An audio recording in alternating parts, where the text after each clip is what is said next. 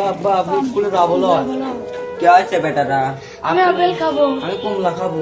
দাও তোমার সব দিয়েছি, তোমরা যাও। আমরা স্কুলে যাবো না, আমার বাপ হলে আপেল কমলা কিনে দিলে। এক কেজি দিবি। আমাকে দো এক কেজি।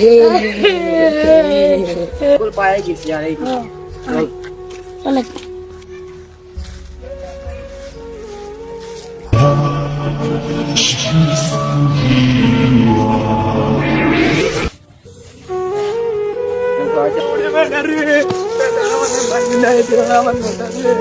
ওরে আমার বেটারা রে, ওরে আমার বেটা রে, দুই বেটা আমাকে নাপিল কমলা খাবে, তাহলে আমি দিয়ে পেলাম না।